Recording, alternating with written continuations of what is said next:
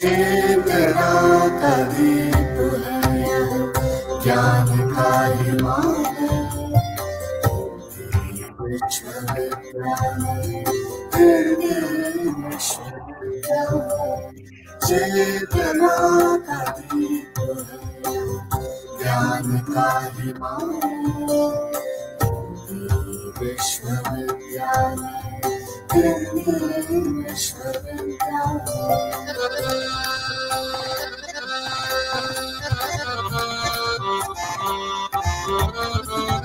नस्ल धर्म और देशों की सीमाएं टूट रही, एक पाँव रख कर देखो सारा फूट रही।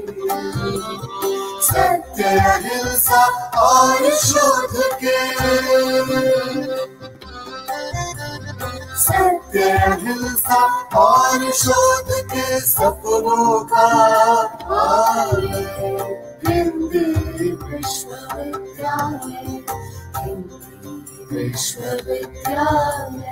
चेतना का दीप है ज्ञान का हिमालय, विश्वविद्यालय, हिंदी विश्वविद्यालय।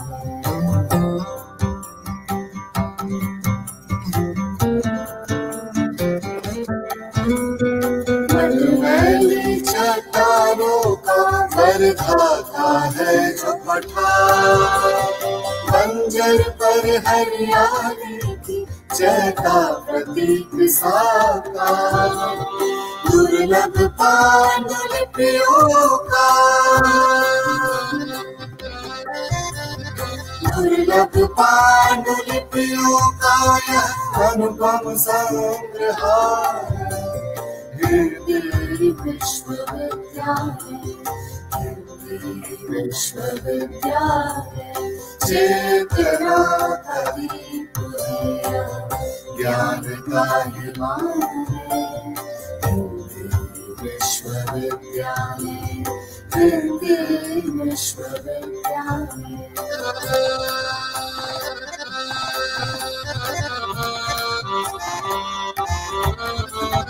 विद्या बुद्धि मनीषा की इस तपोभूमि का ताप बने, चिंतन का आलाप बने, अपने दीपक आप बने। अंधकार के विरुद्ध है अंधकार के विरुद्ध है महाज्योति प्रज्ञालय, हिंदी विश्वविद्यालय, हिंदी विश्वविद्यालय। चेतना का दीप है ज्ञान का हिमालय, विश्वविद्यालय, हिंदी विश्वविद्यालय। महात्मा गांधी अंतर्राष्ट्रीय विश्वविद्यालय, हिंदी विश्वविद्यालय, हिंदी विश्वविद्यालय, हिंदी विश्वविद्यालय।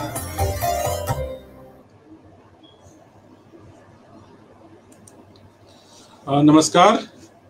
महात्मा गांधी अंतर्राष्ट्रीय हिंदी विश्वविद्यालय वर्धा द्वारा उत्प्रेरित परिकल्पित एक नवाचारी उपक्रम है, सारस्वत अनुष्ठान है बोधिसत्व बाबा साहेब ई ज्ञान श्रृंखला, जिसका ज्ञान सुगंध से सराबोर 8वां पुष्प आज आप सबके समक्ष प्रस्तुत है।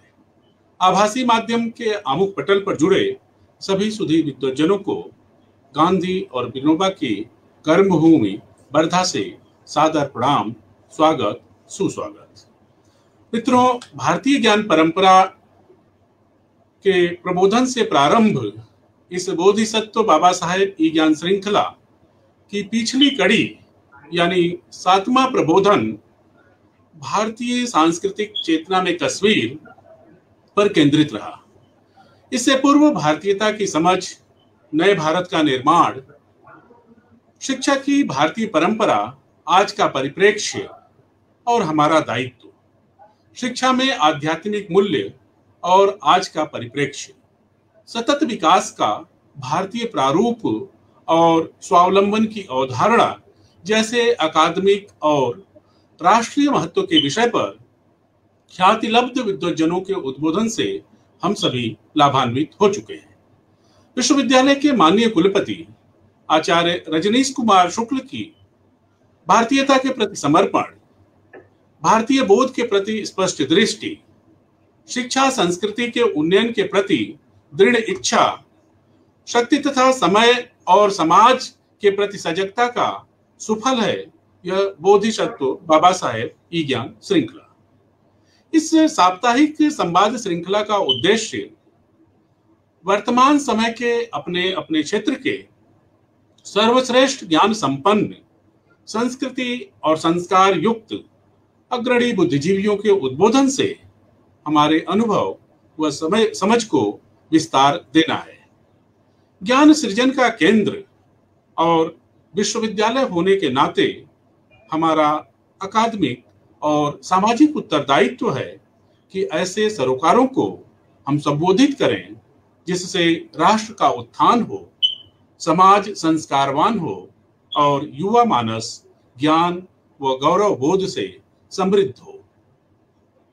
मित्रों, इन्हीं लक्ष्यों को केंद्र में रखकर बोधिसत्व बाबा साहेब ई ज्ञान श्रृंखला का निरंतर अविरल संचालन प्रसारण किया जा रहा है।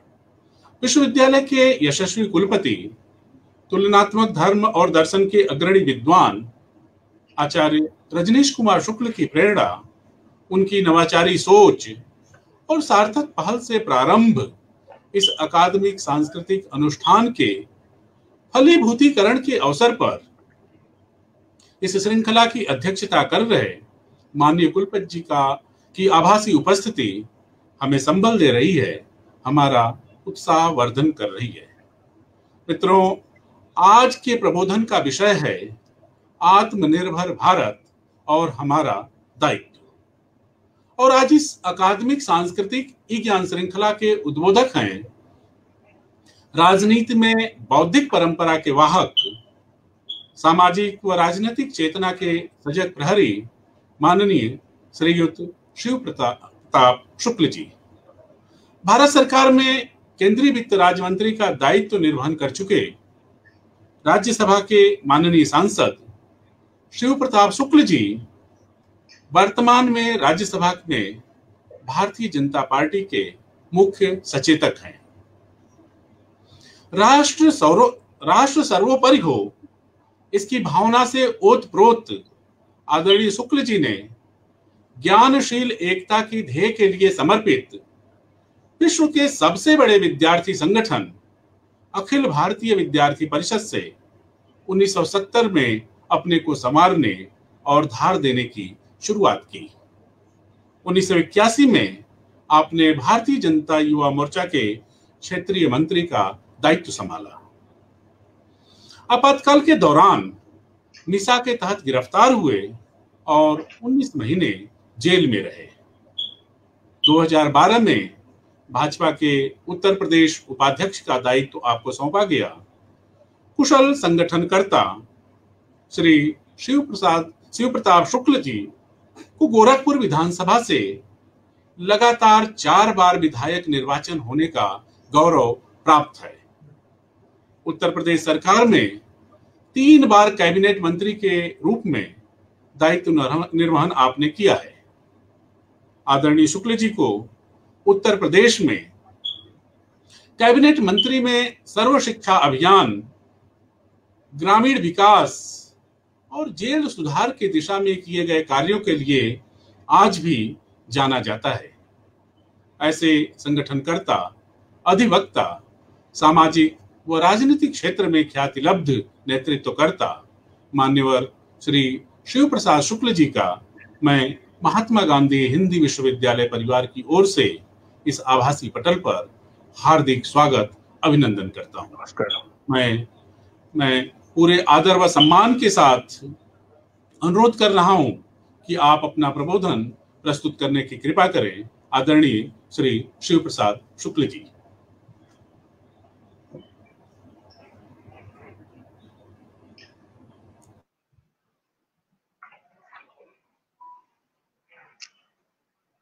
नमस्कार। महात्मा गांधी, आवाज जा रही है ना अनिल जी? आवाज जा रही है ना? जी सर, आ रही है, बढ़िया आ रही है सर। महात्मा गांधी अंतर्राष्ट्रीय हिंदी विश्वविद्यालय वर्धा के यशस्वी कुलपति, ख्यातिलब्ध विद्वान श्री रजनीश कुमार शुक्ल जी, जो आज के कार्यक्रम के अध्यक्षता भी कर रहे हैं, बाबा साहब अंबेडकर ई ज्ञान श्रृंखला के संयोजक प्रोफेसर अनिल राय जी,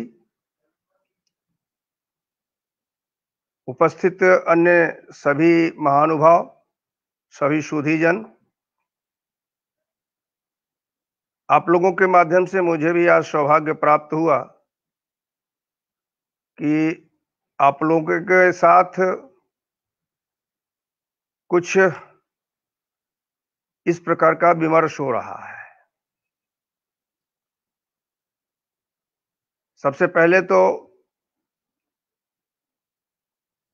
मैं आप लोगों को शुभकामना देना चाहूंगा कि भारत सरकार ने आज शिक्षा मंत्रालय दिया है। मानव संसाधन विकास मंत्रालय से कहीं शिक्षा का बोध नहीं होता था, लेकिन अब यह लग रहा है कि नहीं, भारत में भी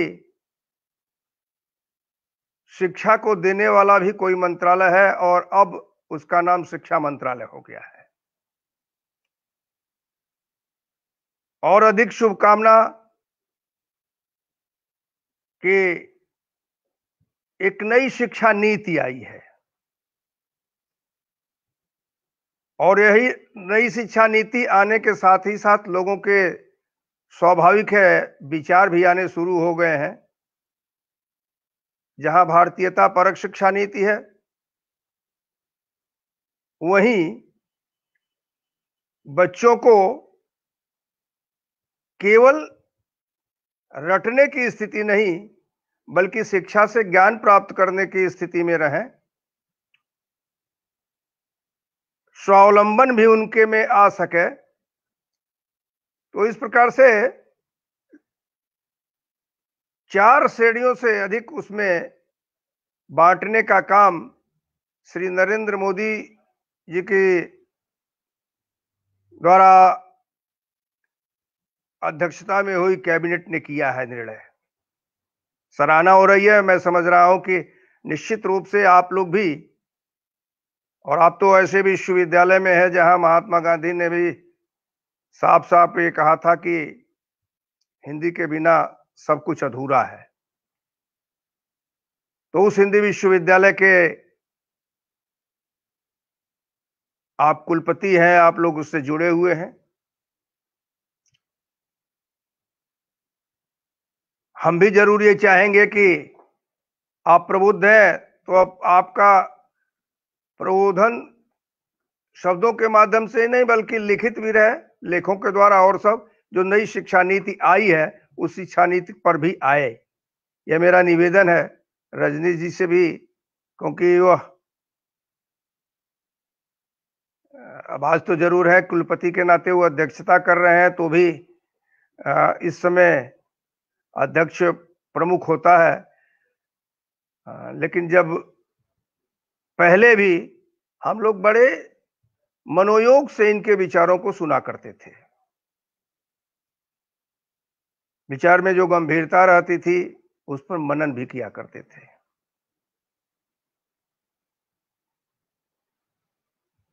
आज जो विषय का प्रबोधन है, ऐसा नहीं है कि यह कोई नया विषय है, लेकिन बदलते हुए परिवेश में जब कोरोना का प्रवाह हुआ, पूरा विश्व उसके आक्रमण से, उसके दंश से पीड़ित हुआ, भारत भी उससे अछूता नहीं रहा।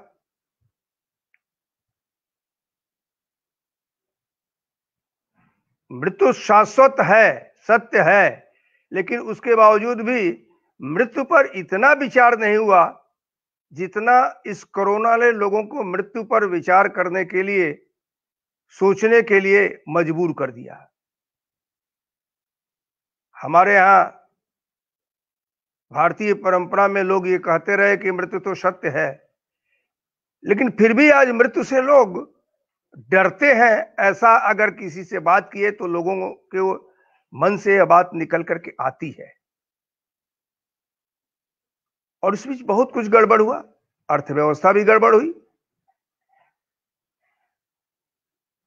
मार्च से मई तक की स्थिति में 2 महीने तक का जो लॉकडाउन रहा, उस लॉकडाउन का परिणाम रहा कि सभी को एक जगह स्थिर कर दिया था, कहीं कोई जा नहीं रहा था। लगता था जैसे हम लोग पुनः किसी हिमयुग की स्थिति में आ गए हों, जहां सब कुछ छिन्न भिन्न हो गया है।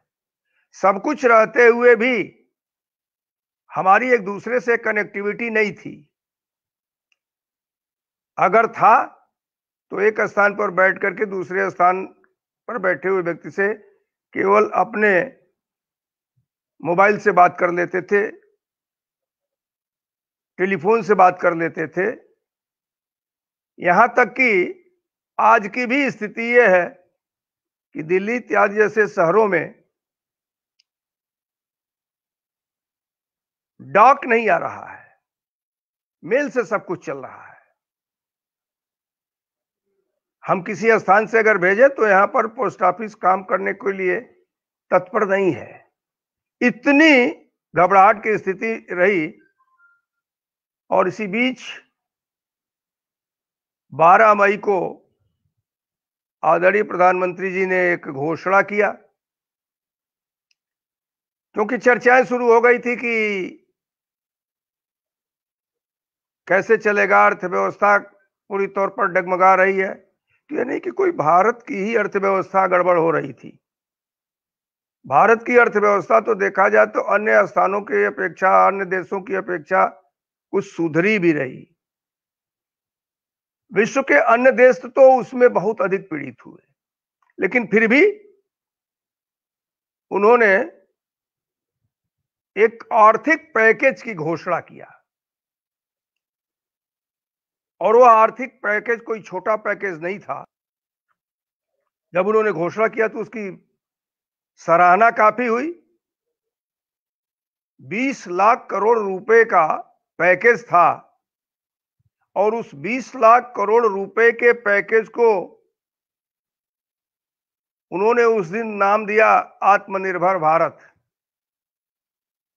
मतलब इस 20 लाख करोड़ से जो लोगों को यह लग रहा था कि हमारी अर्थव्यवस्था गड़बड़ होगी, हम कहां रह जाएंगे, जीडीपी हमारी क्या स्थिति रह जाएगी, विश्व में हम कहां रह जाएंगे, हमारा कौन सा स्थान होगा, तो उस पर उन्होंने एक ब्रेक लगाया और ये कहा कि हम आत्मनिर्भर भारत की तरफ बढ़ेंगे। उसमें सर्वाधिक आत्मनिर्भरता की जब बात आई तो स्वदेशी को उन्होंने लिया कि हम स्वदेशी को पूरी तौर पर स्वीकार करें। स्वदेशी को करने के संदर्भ में उन्होंने एमएसएमई को आधार बनाया। एमएसएमई को आधार बनाने के क्रम में उन्होंने ये कहा कि इसके आधार पर ही हम स्वदेशी को अपना सकते हैं और आत्मनिर्भरता की तरफ बढ़ सकते हैं। बड़ी फैक्ट्री ही केवल भारत को आत्मनिर्भर नहीं बनाएगी, बल्कि जब तक हम छोटे छोटे स्थानों पर ऐसे लोगों को जो गांव में रहते हैं, देहात में रहते हैं, चौराहे पर रहते हैं, गांव के पास के, उनको आत्मनिर्भर नहीं बना पाएंगे, तब तक हम आत्मनिर्भर भारत की कल्पना नहीं कर सकते हैं। इस संदेश को उन्होंने अपने उस पैकेज के आधार पर दिया और 3 लाख करोड़ रुपए का पैकेज एमएसएमई को दिया। उससे सूक्ष्म, लघु और मध्यम इस प्रकार की इकाइयों को बढ़ाया जाए, उनको प्रमोट किया जाए। और वो प्रमोट कैसे हो, तो इसके लिए उन्होंने एक शब्द दिया कि लोकल को वोकल बनाओ। और हम भी जानते हैं, आप भी जानते हैं, उस दिन प्रधानमंत्री जी ने भी इस बात को कहा कि भाई आज जो अंतर्राष्ट्रीय ख्याति की सामग्री है वो अभी कभी अपने देश में लोकल रही, लेकिन वहां की सरकारों ने उसके प्रति आग्रह पूर्वक काम किया, उसको वोकल बनाया, तो आज वो अंतर्राष्ट्रीय स्तर पर जानी जाती है। हम भी अपने यहां निर्मित सामानों को, उस लोकल को वोकल बनाने का काम करें, तो हम उनको बढ़ा सकेंगे। लेकिन यह नहीं कि यह उस दिन जिस दिन घोषित किया उस दिन ही शुरू हुआ, बल्कि इसके पहले भी मुझे ध्यान है कि जब श्री नरेंद्र मोदी जी की सरकार पहली बार आई 2014 में, एक बार मैं जब 2014 के पूर्व के एमएसएमई के बजट को देख रहा था, पूर्व की सरकार का, तो मैंने ये देखा कि जो एलोकेटेड बजट था, उस एलोकेटेड बजट को भी विभागों ने खर्च नहीं किया था, बल्कि वापस किया था। और श्री कलराज मिश्र जब श्री नरेंद्र मोदी जी की सरकार में मंत्री थे,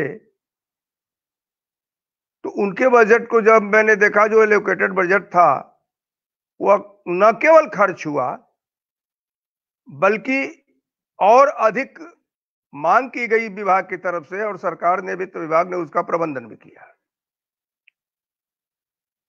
आगे चल करके जब हम देखते हैं तो लोगों को प्रोन्नत करने के लिए आपको भी ध्यान होगा कि जन धन खाता, यह जब बात आई कि जनधन खाते खोले जाएं, तो बैंक पहले गांव में नहीं जाते, लोग बैंकों तक जाते थे। और पहली बार यह हुआ कि बैंक जाए, वो गांव तक गए, गांव के लोगों से बातचीत किए, उनके खाते खुले।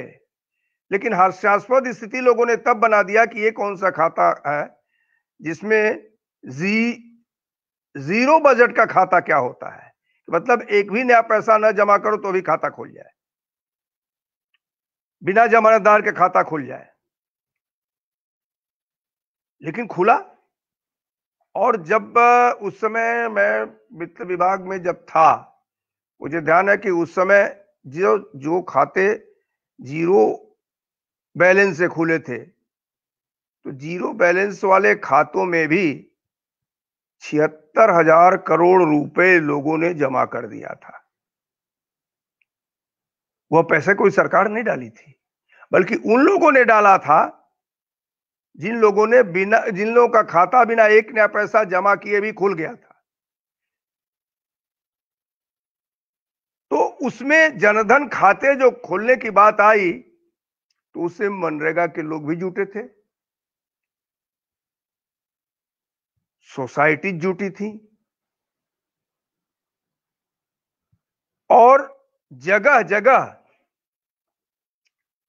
महिला समूह या अन्य समूह जो बने हुए थे, वो सभी के सभी लोग जुटे थे।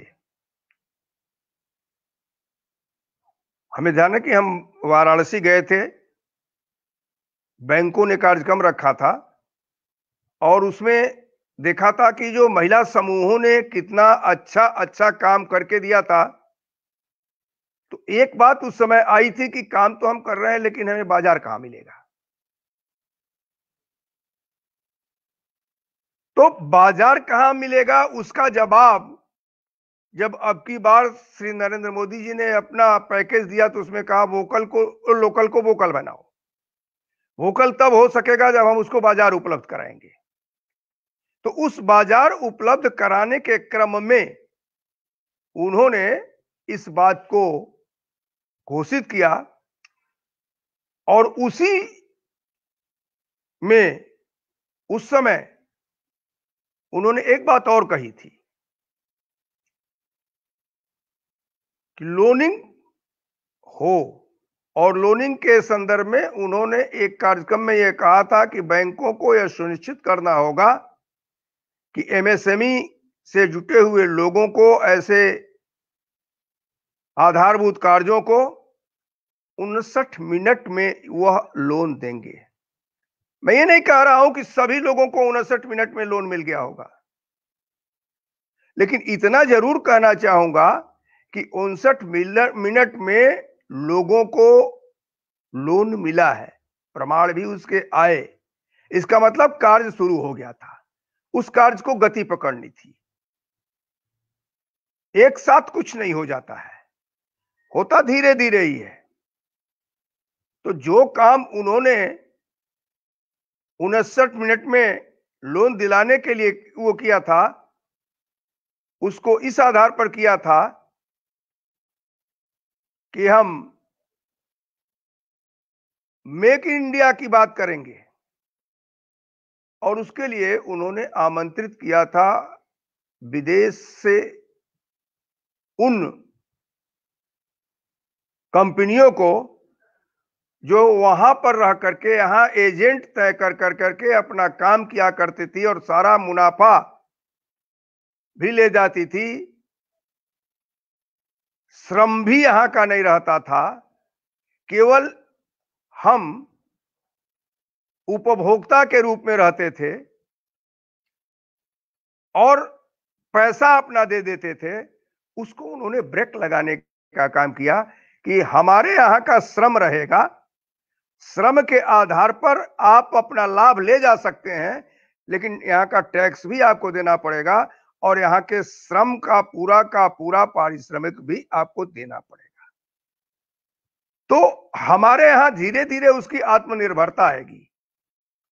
आज मुझे अच्छा लग रहा है कि आज ही के समाचार पत्र में मैंने इस बात को पढ़ा कि केवल एक राखी का त्योहार आने वाले 3 तारीख को है। एक राखी के आधार पर कंपेयर हुआ तो उसमें यह बताया गया कि केवल राखी के आधार पर 4000 करोड़ रुपए का जो चीन से राखी आया करती थी उसको नुकसान हुआ और वह स्वदेशी की राखी अब उसकी जगह ले ली। तो स्वदेशी की राखी जो उसकी जगह ले ली, यही आत्मनिर्भर लोगों को बनाने, भारत को बनाने की स्थिति में आई।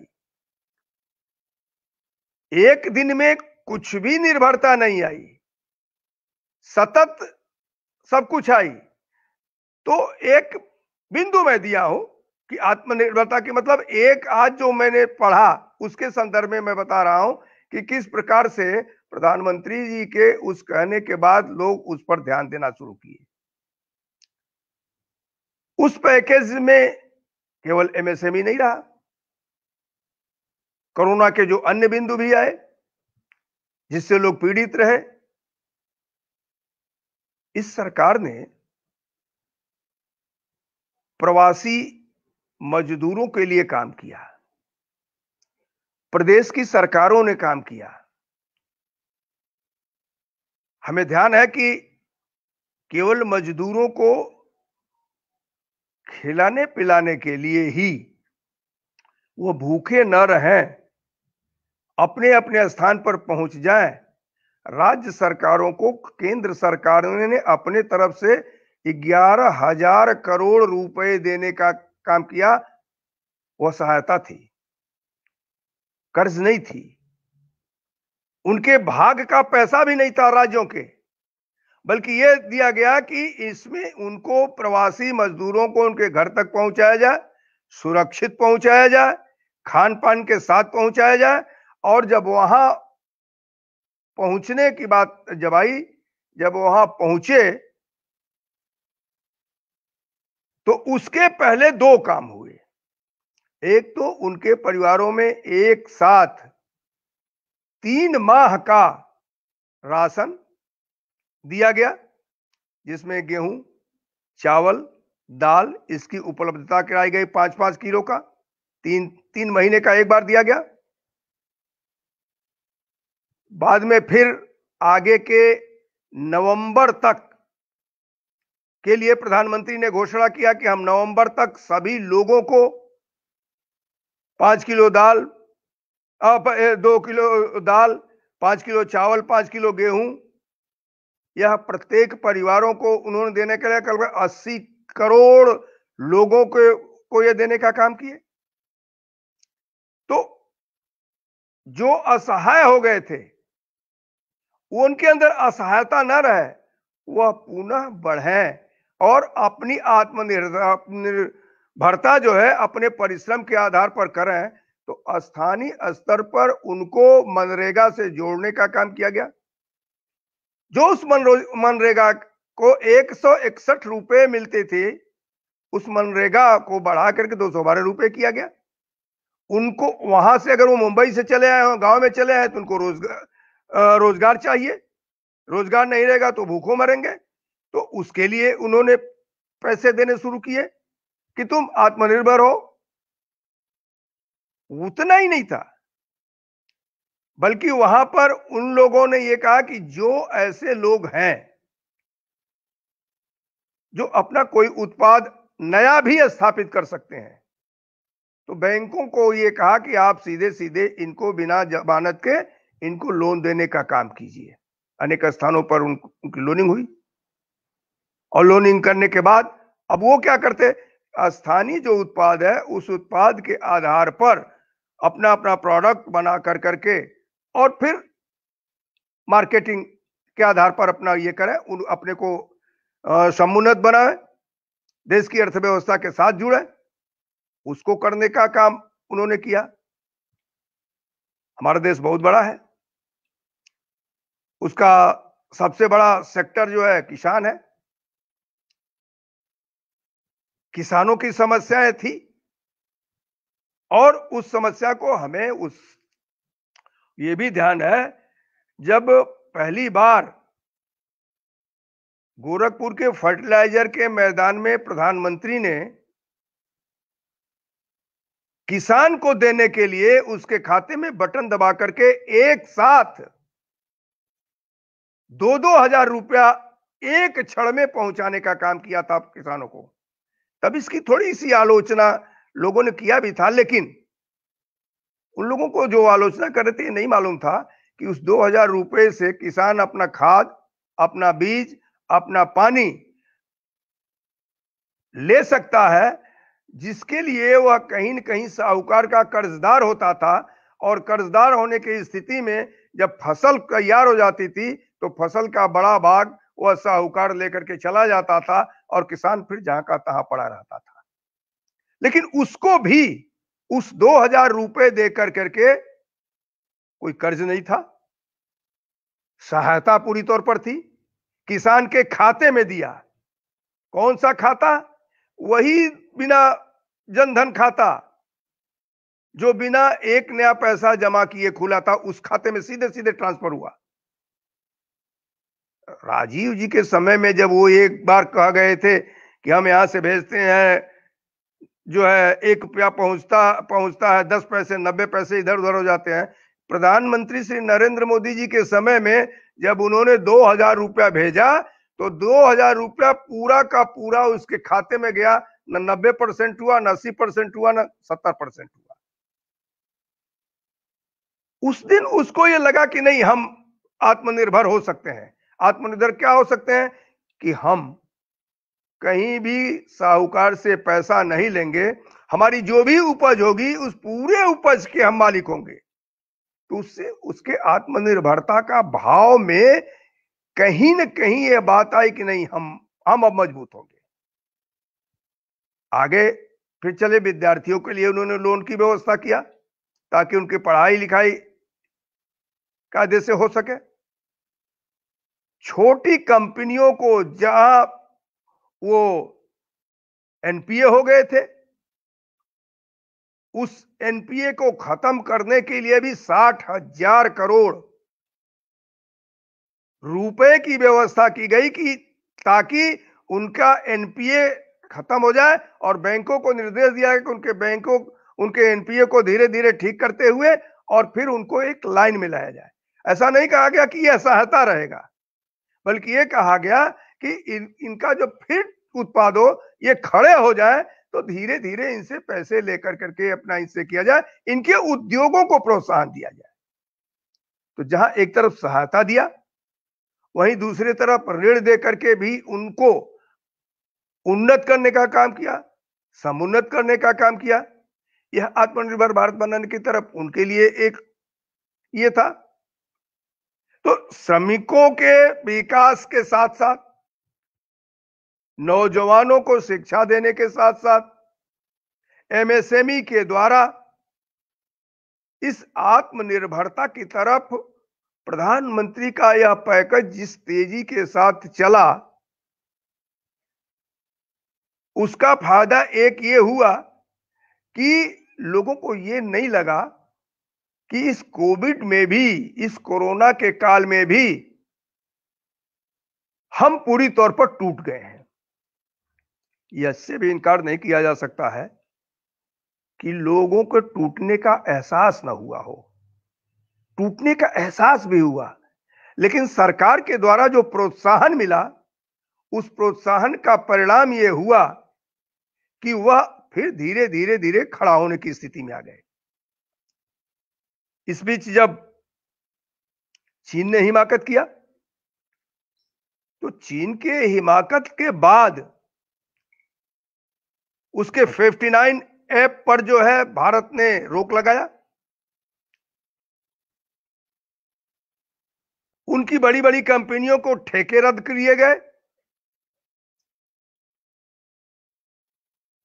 यह कहा गया कि नहीं, भारत के ही लोग अपना ये करेंगे, या दूसरे ऐसे देशों के लोग जो भारत की व्यवस्था के साथ पूरी तौर पर जुड़ करके कर सकेंगे, क्योंकि उस ऐप के द्वारा कहीं न कहीं वो जासूसी करने का कुछ काम कर रहे थे। अलीबाबा जैसी कंपनियां चीन के सरकार के संरक्षण में चलते हुए हमें नुकसान पहुंचा रही थी। हमने उनको झटका देने का काम किया और फिर यह तय कर लिया कि कोई भी ग्लोबल टेंडर, 200 करोड़ रुपए तक का कोई भी ग्लोबल टेंडर नहीं किया जाएगा, बल्कि भारत की कंपनियां ही उसके लिए अधिकृत रहेंगी, वही कर सकती हैं। श्री नितिन गडकरी जी अपने विभाग में पूरी तौर पर इन कंपनियों पर प्रतिबंध लगा दिए। चीन के लोगों ने अपने दूतावास के माध्यम से और सब इसका विरोध भी किया, फिर भी किसी प्रकार का कोई असर लोगों के ऊपर नहीं पड़ा, क्योंकि हमें जो प्रत्येक क्षण डराता था चीन, हम उससे अपने को विस्तार पाने के लिए इस प्रकार के निर्णय लेने के लिए सफल रहे। और आज हमें, आपको, सबको इस बात की प्रसन्नता है कि जिस हठधर्मिता के आधार पर चीन अपनी जबरदस्ती किया करता था, आज बड़े कूटनीतिक तरीके से, सैनिक कूटनीति और पूरी तौर पर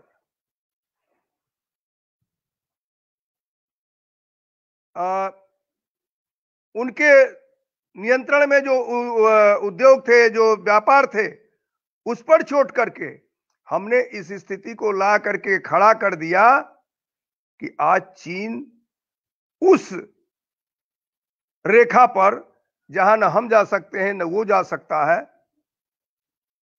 वहां से हटने को मजबूर कर दिया। पहली बार यह हुआ, डोकलाम में एक बार हुआ था, लेकिन डोकलाम के बाद अब आकर करके पुनः गोलन में जो है ये काम हुआ।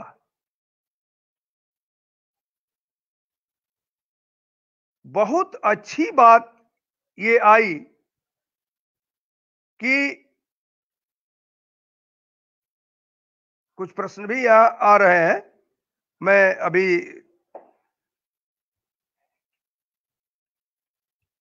वो कहने जा रहा हूं। एक प्रश्न आया, मैं बोल ही रहा था तब तक ये प्रश्न आ गया जगदीश नारायण तिवारी जी का कि किसान कैसे आत्मनिर्भर बने। मैं पहले ही इस बात को बताया कि किसान की आत्मनिर्भरता के लिए ही सरकार ने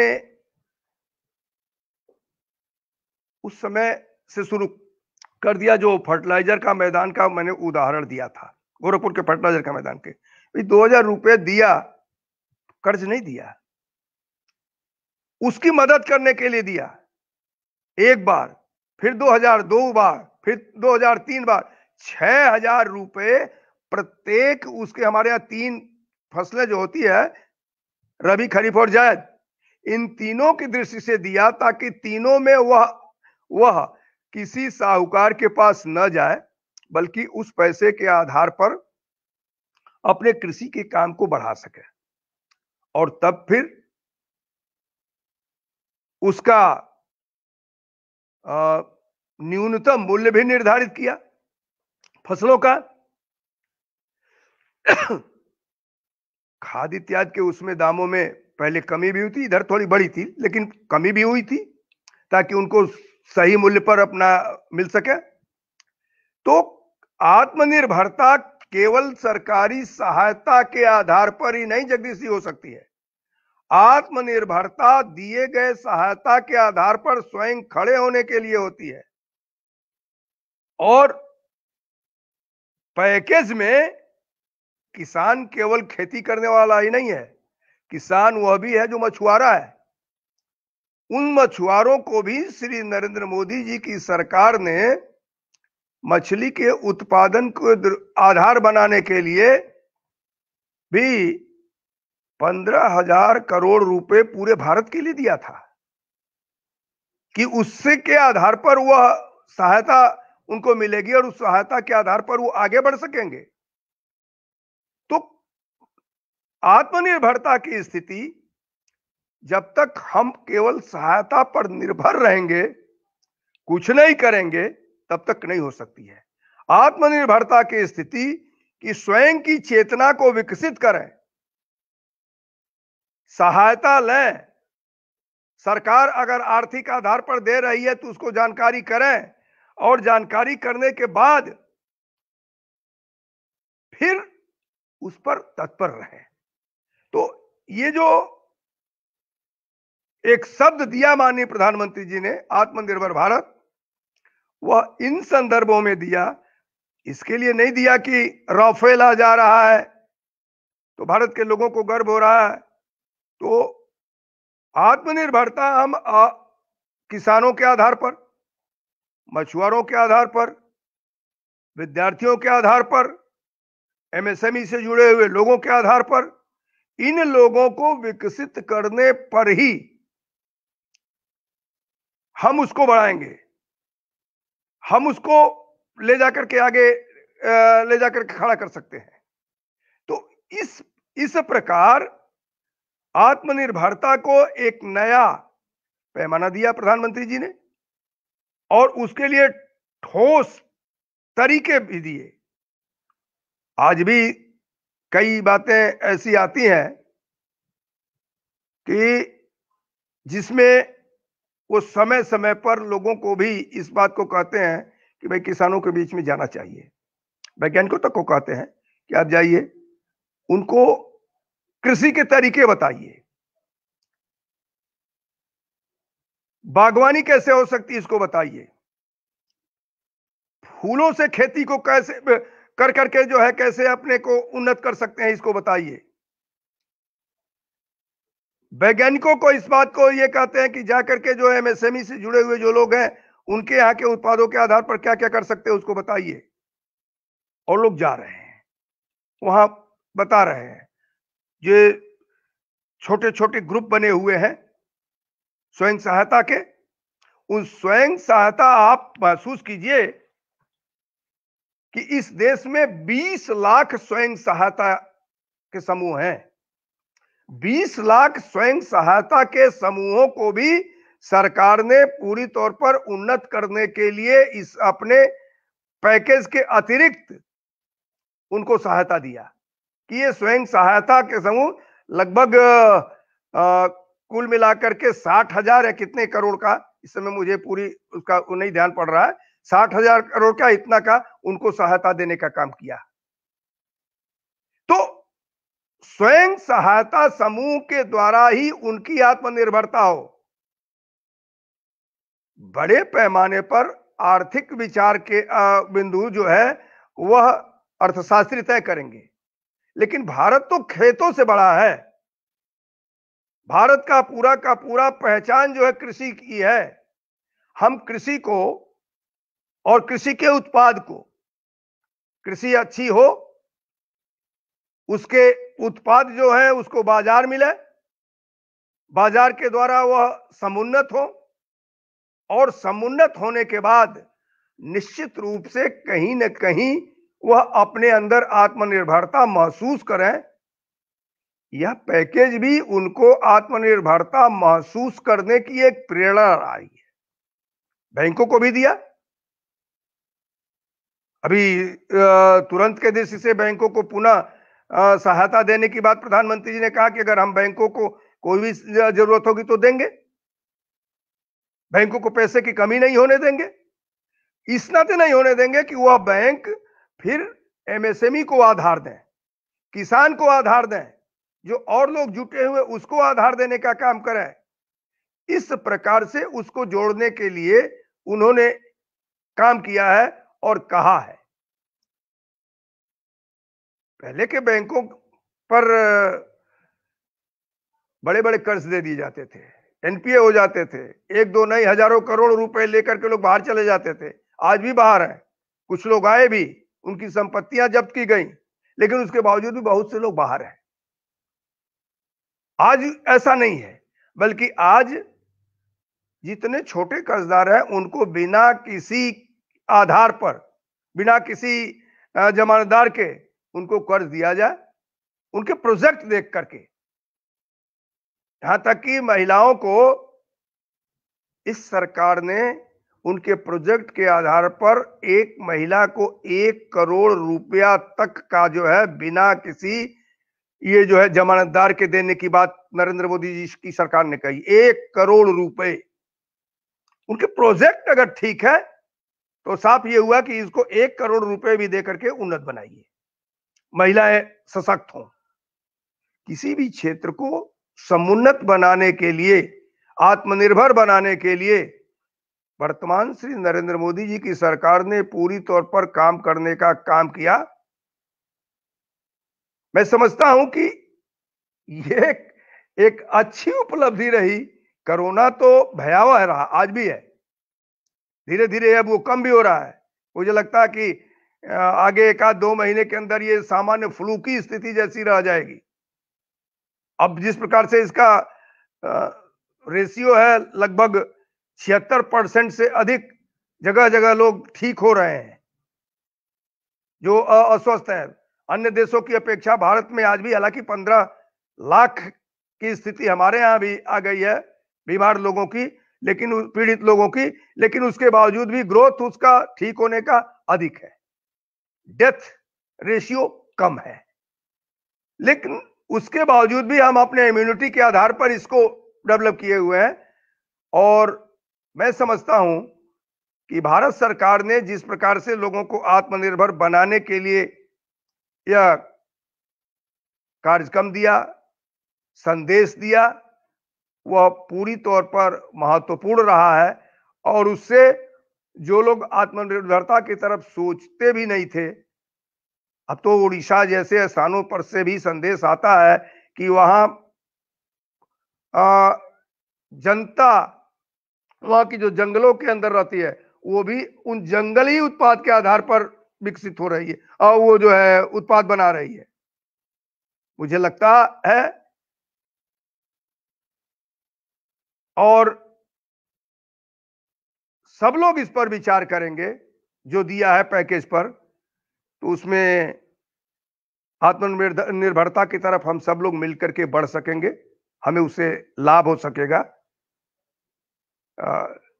इस समय में आप लोगों के प्रति यह विचार मैंने रखा। प्रश्न अगर कोई हो तो निश्चित रूप से भी मैं ये चाहूंगा कि प्रश्न आएंगे तो उसका उत्तर देने का भरसक अपने प्रयत्न करूंगा।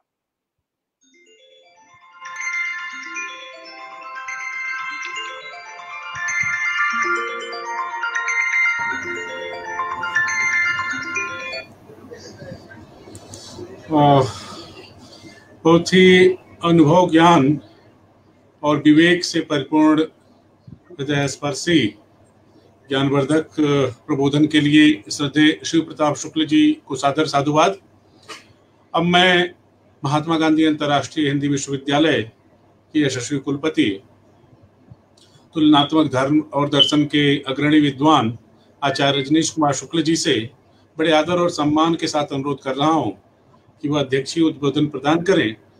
साथ ही कुछ प्रश्न यदि आपके पास हो तो उनका समाधान भी माननीय शिव प्रताप शुक्ल जी से लिया जा सकता है और आपके माध्यम से भी उसका समाधान मिल सकता है। माननीय श्री रजनीश कुमार शुक्ल जी। सबसे पहले मैं इस पूरे व्याख्यान पर इतना ही कहूंगा कि केवल यह आत्मनिर्भर भारत का खांचा खींचा गया ऐसा नहीं है। किस भूमि पर खड़े होकर के आत्मनिर्भर भारत का स्वप्न भारत के प्रधानमंत्री ने कोरोना चुनौती के कालखंड में देखा था और किन रास्तों से आत्मनिर्भर भारत की निर्मित होगी, इन सबको विशद रूप से रेखांकित करता हुआ भारत के युवाओं को यह बताता हुआ कि यदि आत्मनिर्भर भारत के निर्माण में आप अपना योगदान करना चाहते हैं तो कौन सी जगह है जहां सरकार और समाज आपके साथ खड़ा है, आपके सहयोग के लिए खड़ा है, आपको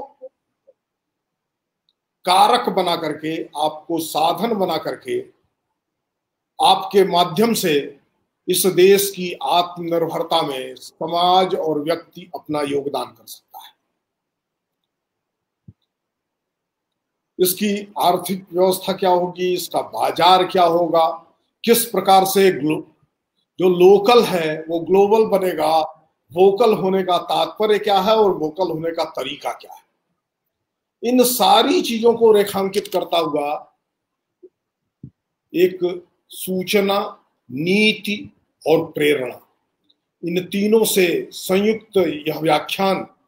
और इस व्याख्यान में कुछ सवाल जो स्वाभाविक तौर पर सुन रहे युवाओं के मन में उभरने चाहिए, ऐसे कुछ सवाल आए हैं।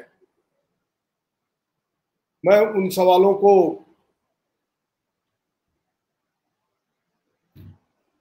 एक एक करके रखूं या संक्षेप में बताऊं?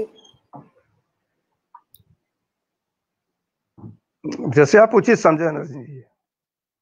एक प्रश्न का तो उत्तर आपने बीच में ही दे ही दिया था कि कृषक कैसे आत्मनिर्भर हो जी। एक उसी से जुड़ा हुआ प्रश्न है कि आरती तेलगोटे का भारत की जनता आत्मनिर्भर भारत के लक्ष्य के लिए कितनी उत्साहित है और कितनी नाउम्मीद। ये प्रश्न आपसे ही पूछा जा सकता है क्योंकि आप लोगों के बीच है, भारत की जनता के बीच है। विश्वविद्यालयों में पढ़ा रहा व्यक्ति एक खास किस्म के युवा समूह के बीच है, लेकिन जो सक्रिय समाज है, जो आत्मनिर्भरता के लिए यत्न कर रहा समाज है, उसके बीच नहीं है। इसलिए यह उत्तर किताबों से नहीं, आपके अनुभव से निकलने वाला है। मुझे लगता है कि हम लोग जब कभी कभी माननीय अध्यक्ष जी, आप भी विषय उठाते रहे भारत की शिक्षा नीति पर, कि हमारे लिए कौन सी शिक्षा नीति है जो आगे इसका क्या भविष्य होगा पता नहीं लगता है। देखिए, मैंने अपने संबोधन के बीच में ही एक बात कही कि हमेशा आर्थिक सहायता किसी चीज का हल नहीं है, बल्कि आर्थिक सहायता से अपने को स्वावलंबी बनाना यही हल है। आपको भी ध्यान होगा अध्यक्ष जी, एक बार लोगों को उत्तर प्रदेश में युवाओं को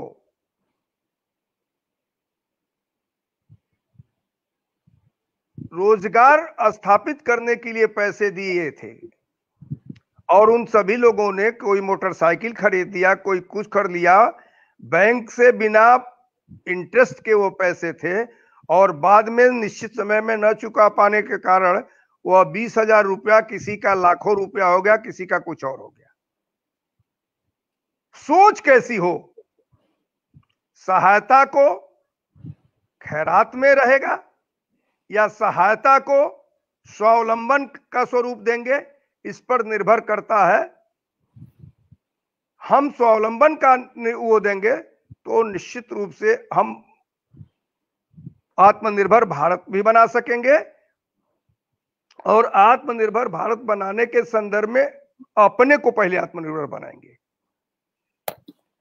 तो ये सबसे प्रामाणिक स्थिति है कि इस प्रकार ही किया जा सकता है जैसे आज हमको एक मुकामी शिक्षा नीति मिली है। शिक्षा तो आप लोग देने का काम करेंगे, लेकिन मुकामी शिक्षा नीति मिली है जिसका निर्धारित एक लक्ष्य है। भटके हुए लक्ष्य के आधार पर शिक्षा प्राप्त कर रहे थे तो हम भटक रहे थे। भटका हुआ शासन था तो लोगों को भटका रहा था और आज निश्चित रूप से लोगों को स्वावलंबी बनाएंगे, इस प्रकार के शासन का उद्बोधन है तो वह लोगों को लक्ष्य तक ले ही जाएगा, लक्ष्य से भटकाएगा नहीं। इस नाते आत्मनिर्भरता निश्चित ही मिलेगी। हमको अपने को स्वावलंबी बनाने के लिए प्रयत्न करना होगा।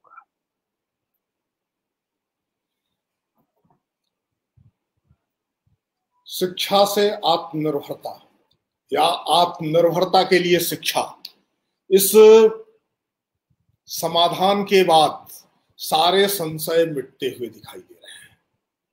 इस व्याख्यान पर अध्यक्षीय टिप्पणी करना शायद श्रोता और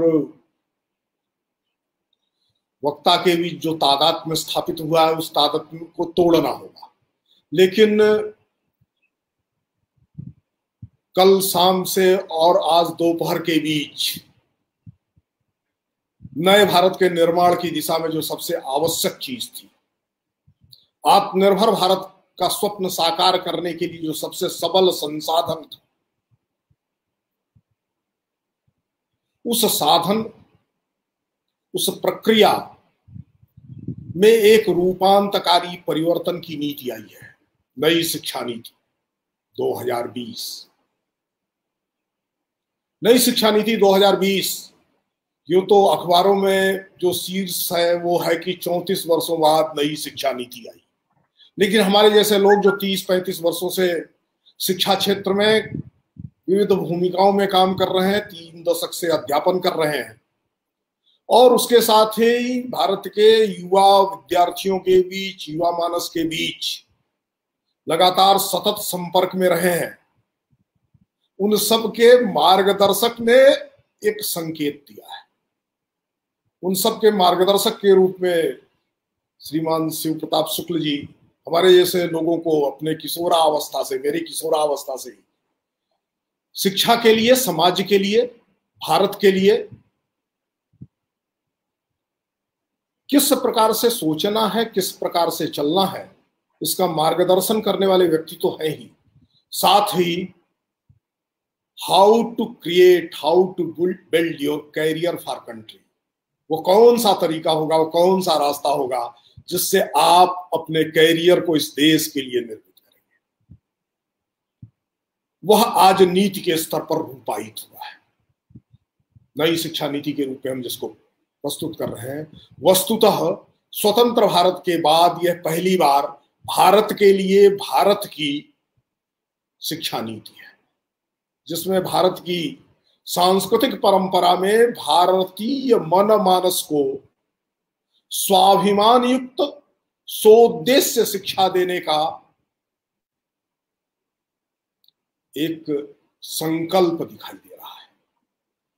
जैसा आपने कहा कि लक्ष्य से भटकी हुई, प्रयोजनहीन, उद्देश्यहीन,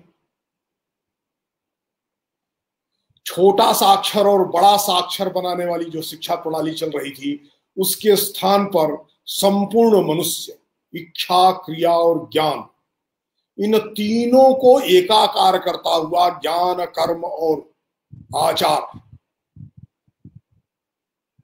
से संपन्न व्यक्ति निर्माण का रास्ता कैसे आएगा, यह भारत की वर्तमान शिक्षा नीति से प्रस्तावित हुआ है। एकीकृत, समन्वित, जिसको हम लोग कभी सूत्र के रूप में कहा करते थे, फ्रॉम केजी टू पीजी, शिशु की शिक्षा से लेकर के उच्चतम शिक्षा तक, इनको एकीकृत रूप से सब में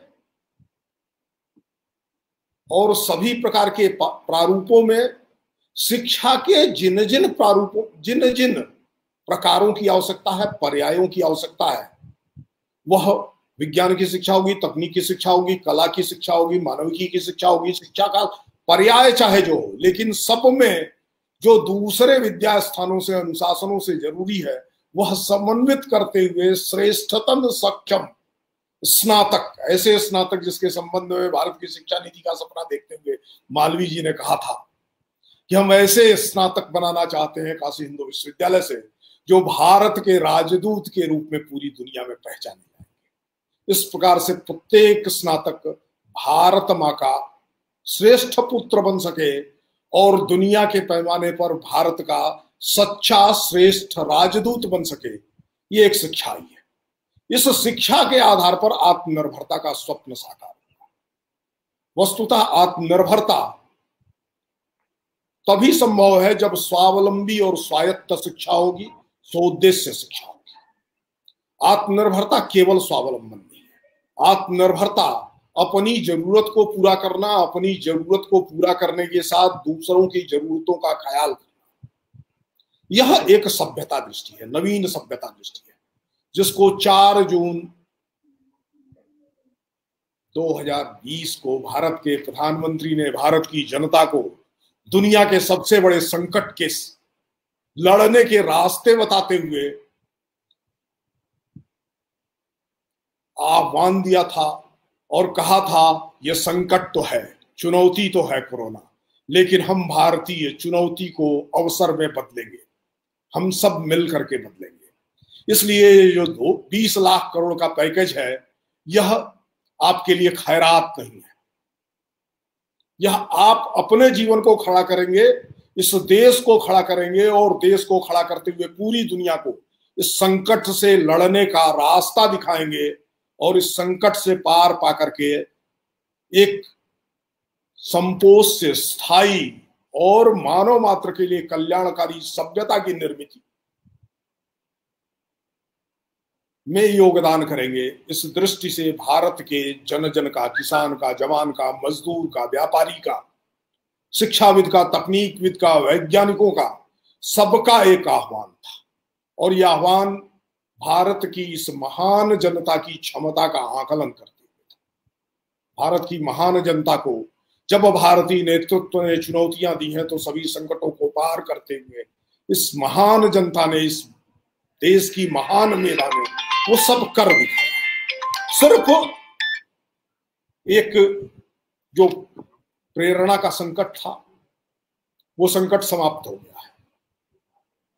देश एक साथ एक दिशा में खड़ा हो रहा है, एक दिशा में चल रहा है। एक जन एक राष्ट्र का एक चित्र सामने पूरी दुनिया को दिखाई देने लगा है। संकट के समय में भारत सबका रास्ता बना है और आत्मनिर्भरता का प्रश्न भारतीय दृष्टि से पूरी दुनिया में हल किए जाने की कोशिश चल रही है। यह कोरोना के कालखंड में केवल नमस्ते तक नहीं है, पूरी जीवन प्रणाली, पूरी उत्पादन प्रणाली, पूरी व्यापार की नैतिकता, व्यवसाय की नैतिकता और विश्व राजनयिक, ये सब कुछ भारतीय दृष्टिकोण और भारतीय मान्यताओं के आधार पर विकसित होता हुआ दिखाई दे रहा है। इसके बीच भारत के युवा को, भारत के जन को जिस प्रकार के प्रेरणा की जरूरत है, जिस प्रकार के सूचनाओं की जरूरत है, जिस प्रकार के दिशा निर्देश की जरूरत है, उन सबको प्रस्तुत करता हुआ यह व्याख्यान वस्तुतः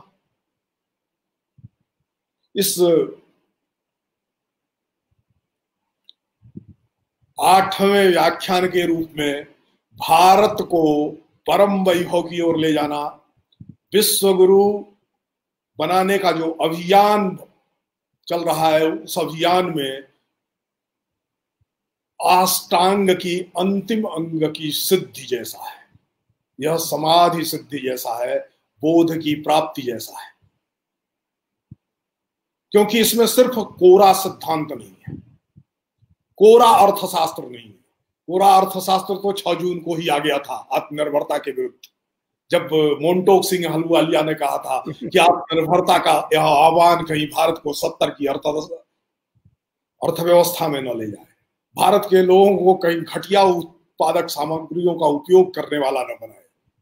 और हमने 90 के बाद जो घटिया सामान आया था उसको तिलांजलि देते हुए इस 3 महीने में ही अपनी जरूरत की चीजें, कोरोना से लड़ने के लिए जो जो जरूरत था, वो भारत के स्वाभिमानी युवा उद्यमियों, व्यापारियों, उद्योगपतियों ने जो खड़ा करके दिखाया था, उस अनुभव के आधार पर भारत के प्रधानमंत्री ने कहा था। इसलिए कोरे अर्थशास्त्र, यूरंडपंथी अर्थशास्त्र से मुक्ति, गांधी, विनोबा, दीनदयाल के रास्ते से जो अर्थशास्त्र, अर्थनीति, भारतीय नीति विकसित हुई थी, वो किस प्रकार से कुटीर उद्योगों के द्वारा, लघु उद्योगों के द्वारा, सूक्ष्म उद्योगों के द्वारा और मझोले साइज के उद्योगों के द्वारा चरितार्थ होगी एक संपन्न भारत, सुशिक्षित भारत, सशक्त भारत, समर्थ भारत निर्मित होगा।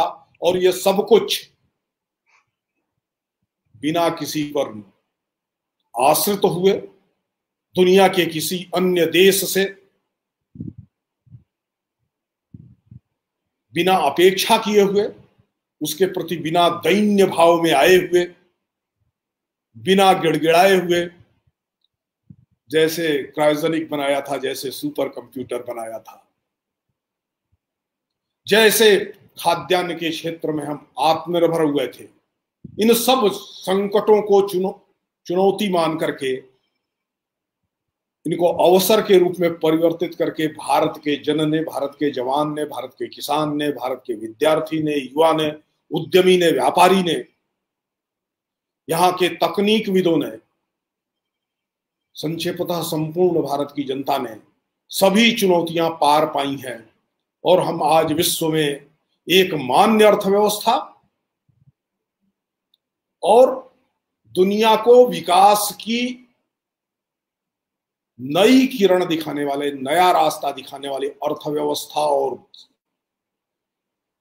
राष्ट्र जीवन के रूप में जो दिखाई दे रहे हैं, उसको यह व्याख्यान निश्चित रूप से न केवल पुष्ट करता है, अपितु उसमें नई संभावनाओं के लिए और हमारे लिए नए करणीय पक्ष के लिए रास्ते खोलता है।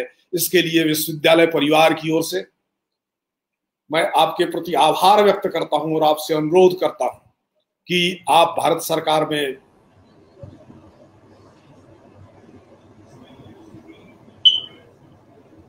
लगातार संवाद में रहते हैं, केवल राज्यसभा के सदस्य और मुख्य सचेतक के रूप में नहीं, अपितु एक नीति निर्माता, परामर्शदाता के रूप में आपकी भूमिका से इस देश का हर शिक्षित व्यक्ति परिचित है। आप और आपके सभी सहयोगियों को, जिन्होंने एक आत्मनिर्भर भारत बनने की दिशा में, समर्थ भारत बनने की दिशा में, श्रेष्ठ भारत बनने की दिशा में और भारत के सांस्कृतिक परंपरा, सांस्कृतिक परिवेश के अनुरूप भारत के बनने की दिशा में जो शिक्षा नीति प्रस्तुत की है, युगांतकारी शिक्षा नीति प्रस्तुत की है, क्रांतिकारी शिक्षा नीति प्रस्तुत की है और बहुत आशावादी शिक्षा नीति प्रस्तुत की है, उसके लिए इस विश्वविद्यालय परिवार का धन्यवाद और आभार भी अपने सभी सहयोगियों को और भारत के वर्तमान नेतृत्व को संप्रेषित करेंगे। इसके साथ पुनः आपको आभार। नमस्ते। मैं अभिभूत हूँ श्रद्धेय शिव प्रताप शुक्ल जी के उद्बोधन से, माननीय कुलपति आचार्य रजनीश कुमार शुक्ल जी के अध्यक्षित टिप्पणी से। सच में माननीय शिव प्रताप शुक्ल जी ने अपने अनुभव, ज्ञान और लोक व्यवहार से जो वस्तु स्थिति है आत्मनिर्भरता की, स्वावलंबन की, उसको अपने उद्बोधन में प्रस्तुत किया। वो निसंदेह हमारे ज्ञान और विवेक को बढ़ाने के लिए कारगर साबित होगा। आपकी मान्यता आपने बहुत ही बखूबी अपने वक्तव्य में, अपने उद्बोधन में इस बात को स्पष्ट किया कि आत्मनिर्भरता और स्वावलंबन वास्तव में हमारे जीवन का अंग है, हमारे लोक परंपरा का अंग है। ये अवधारणा आत्मनिर्भरता की और स्वावलंबन की, उसके एक तरह से पुनरुत्थान की, रिसर्जेंस की प्रक्रिया शुरू हुई है और निसंदेह हम फिर उस आत्मनिर्भर भारत की तरफ बढ़ रहे हैं, जिसकी परिकल्पना हम लंबे समय से कर रहे हैं, जो कहीं ना कहीं जो है जिसमें हम चूक गए थे। स्वदेशी एक माध्यम है, स्वदेशी के माध्यम से हम आत्मनिर्भर हो सकते हैं, जिसकी तरफ आपने इशारा किया माननीय प्रधानमंत्री जी की तरफ, कि उन्होंने जो एक नारा दिया कि लोकल के प्रति किस तरह से हमें वोकल होना है। निसंदेह ये सिद्ध होने लगा है। एक साधु ने, एक बाबा ने इस देश में ये करामात कर दी कि लोकल और स्वदेशी को लेकर के जिस आत्म स्वाभिमान और जिस तरह से उसको व्यवहार में लाया, उससे बड़े बड़े उद्योगपति और बड़े बड़े कॉरपोरेट एक तरह से प्रतिस्पर्धा करने के लिए आगे बढ़ रहे हैं। तो स्वाभाविक है कि आत्मनिर्भरता हमारे जीवन में है। वो उसे सिर्फ हमें हमारे भीतर आत्मविश्वास लाने की जरूरत है। आपका उद्बोधन निसंदेह रूप से उस आत्मविश्वास को बढ़ाने के लिए सहायक साबित होगा। मैं विश्वविद्यालय परिवार की तरफ से, महात्मा गांधी अंतर्राष्ट्रीय हिंदी विश्वविद्यालय परिवार की तरफ से, अपने सभी मित्रों की तरफ से, दर्शकों और श्रोताओं की तरफ से मैं आपके प्रति अपनी कृतज्ञता ज्ञापित करता हूं और बहुत बहुत आभार ज्ञापित करता हूं कि आपने हमारे आग्रह को, हमारे अनुरोध को स्वीकार किया। माननीय कुलपति जी के हमारे अनुरोध को आपने स्वीकार किया और इस आभासी माध्यम से जुड़ करके, क्योंकि हमारे विश्वविद्यालय में हमारे आग्रह पर, अनुरोध पर आप आते तो स्वाभाविक है कि विश्वविद्यालय परिवार को संबोधित करते, लेकिन इस आभासी माध्यम से आप पूरे विश्व परिवार को आप संबोधित कर रहे हैं। सभी सुन रहे हैं और लगातार आपके विचारों को सुनते रहेंगे। मैं और बहुत संक्षेप में, बहुत कम समय में हमने आग्रह किया था 2-3 दिन पहले ही, और आपने हमारे अनुरोध को स्वीकार किया और आकर के हमारे सभी इस श्रृंखला के जो हमारे दर्शक श्रोता बंधु हैं, उन सबके ज्ञान में विस्तार आपने दिया, उनके अनुभव को बढ़ाया और उन्हें प्रेरित किया आत्मनिर्भरता की तरफ बढ़ने के लिए, स्वावलंबन की तरफ बढ़ने के लिए और उस आत्मविश्वास को बढ़ाने के लिए आपने प्रेरित किया। निश्चित रूप से नई शिक्षा नीति जो कल हमारे समक्ष प्रस्तुत हुई है और शिक्षा मंत्रालय जिसके बारे में हम लोग लगातार चिंतित थे कि शिक्षा है लेकिन शिक्षा मंत्रालय नहीं है, मानव को संसाधन बना दिया गया है, जबकि मानव सिर्फ संसाधन नहीं है बल्कि उसके आगे बहुत कुछ है। तो स्वाभाविक है कि एक दूरगामी परिणाम इस शिक्षा नीति की देखने को मिलेगी, जिससे देश की तरफ, आत्मनिर्भर राष्ट्र की तरफ हम लोग बढ़ेंगे। आपका उद्बोधन निसंदेह इस दिशा में हम सबके लिए प्रेरणा का काम करेगा। मैं पुनः विश्वविद्यालय परिवार की तरफ से आपके प्रति आभार व्यक्त करता हूँ, कृतज्ञता ज्ञापित करता हूँ। विश्वविद्यालय के माननीय कुलपति जी, तो इस कोरोना काल में मैं अतिशयोक्ति न हो तो एक तरह से आप वेबिनार पुरुष के रूप में उभरे हैं, मैन ऑफ द वेबिनार, क्योंकि जिस तरह से आपका उद्बोधन प्रबोधन सुबह से शाम तक मैं देखता हूँ कि लगातार आपके पास एक दिन में 2, 3, 4 कभी कभी तो आपके उद्बोधन होते हैं, और जिस तरह से अलग अलग विषयों पर लेकिन बराबर प्रभाव से होते हैं, उस कड़ी में एक ये भी छोटा सा प्रयास है इस बाबा साहब बोधिसत्व बाबा साहब ज्ञान श्रृंखला के माध्यम से। स्वाभाविक है कि इस श्रृंखला की प्रेरणा स्रोत माननीय कुलपति जी हैं, आपके प्रयास से ही, और माननीय शिव प्रताप शुक्ल जी से जोड़ने का काम भी सीधे सीधे तौर पर माननीय कुलपति जी ने ही किया है, इसलिए भी मैं माननीय कुलपति जी का आभार व्यक्त करूं। संयोजक होने के नाते मेरा दायित्व है, लेकिन स्वाभाविक है कि संयोजक जब कभी किसी संकट में फंसता है तो स्वाभाविक है कि जो संरक्षक है वो उसको संकट से उबारता है। मैं 2 दिन पहले ही संकट में था कि इस बृहस्पतिवार को इस बृहस्पति किसको मैंने प्रस्तुत किया जाए। आपने माननीय शिव प्रताप शुक्ल जी से अनुरोध किया और आप स्वीकार किए, तो माननीय कुलपति जी के प्रति भी मैं आभार व्यक्त करता हूं कि आपने इस मंच के माध्यम से जो श्रोता दर्शक जुड़े हुए हैं देश विदेश से, और ये ऐसा माध्यम है जो खत्म होने वाला फिलहाल नहीं है, स्थायी रूप से प्लेटफॉर्म पर उपलब्ध रहेगा और लोग देखते सुनते रहेंगे लगातार। तो ऐसा माध्यम आपने, ऐसा मंच, ऐसा प्लेटफॉर्म आपने उपलब्ध कराया जिससे एक जिसको हम कहेंगे कि स्थायी ज्ञान के लिए एक प्लेटफॉर्म आपने उपलब्ध कराया। मैं माननीय कुलपति जी के प्रति भी आभार ज्ञापित करता हूँ, कृतज्ञता ज्ञापित करता हूँ कि आपके प्रयास से, आपकी प्रेरणा से ये अनुष्ठान पूरा हो पा रहा है। हमारे इस कार्यक्रम के संयोजन में माननीय शुक्ल जी के सहायक मित्र ताहिर जी, जो दिल्ली से हमारे संपर्क में थे पिछले 2-3 दिनों से, और उन्होंने इस कार्यक्रम को और माननीय शुक्ल जी को हमारे साथ जोड़ने में सहायता किया, इसलिए मैं ताहिर जी के प्रति भी अपना आभार ज्ञापित करता हूँ। साथ ही बोधिसत्व बाबा साहेब ज्ञान श्रृंखला के सभी श्रोता दर्शक बंधु बांधवों के प्रति भी मैं आभारी हूँ। आप सभी की उपस्थिति और सक्रिय सहभागिता हमारे लिए प्रेरणा और प्रोत्साहन का कार्य करती है। साथ ही इस श्रृंखला के संयोजन, संचालन और प्रसारण में प्रत्यक्ष और परोक्ष रूप से सभी मित्रों, खास करके जनसंचार विभाग के हमारे अध्यक्ष प्रोफेसर कृपाशंकर चौबे जी, इस श्रृंखला के सहसंयोजक भाई संदीप कुमार वर्मा जी, और इस श्रृंखला के समन्वयक और संयोजन में सहयोगी मित्र दर्शन शास्त्र, हमारे विश्वविद्यालय के दर्शन शास्त्र विभाग के सहायक प्रोफेसर डॉक्टर सूर्य प्रकाश पांडे जी, तकनीकी रूप से सुगम बनाकर इस ज्ञान प्रसार में सहायक श्री अरविंद कुमार, हेमंत दुबे, मिथिलेश राय, राजदीप राठौर, अनिल ढोरे, आप सबके प्रति मैं हृदय से धन्यवाद ज्ञापित करता हूँ। कोटिशा आप सबका आभार। हम पुनः फिर अगली कड़ी में अगले बृहस्पतिवार को मिलेंगे। ढेर सारी शुभकामनाएं। धन्यवाद।